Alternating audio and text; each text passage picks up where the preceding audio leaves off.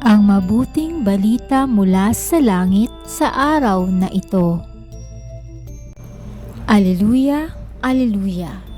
Nawa sa inyo'y manahan, salita ng Kristong banal, upang siya'y pasalamatan. Aleluya, aleluya. Ang mabuting balita ng Panginoon ayon kay San Marcos.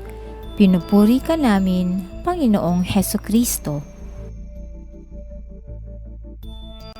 Noong panahong iyon, pumunta na naman si Jesus at ang mga alagad sa Jerusalem. Samantalang si Jesus ay naglalakad sa templo, nilapitan siya ng mga punong saserdote, ng mga eskriba at ng matatanda ng bayan. Tinanong siya, "Ano ang karapatan mong gumawa ng mga bagay na ito? Sino ang nagbigay sa iyo ng karapatang ito?" Sumagot si Jesus, "Tatanungin ko rin kayo.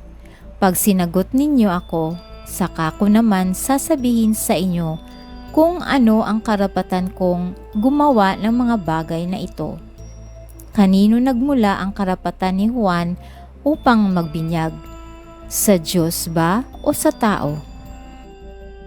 At sila'y nag-usap-usap. Kung sabihin nating mula sa Diyos, itatanong naman niya sa atin, bakit hindi ninyo siya pinaniwalaan?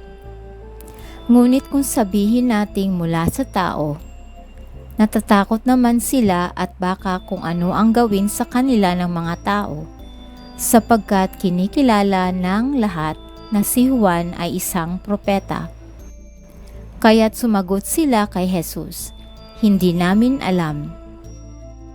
Sinabi ni Jesus sa kanila, "Hindi ko rin sasabihin sa inyo kung ano ang karapatan kong gumawa ng mga ginawa ko." Ito ang mabuting balita ng ating kaligtasan. Papuri sa Diyos.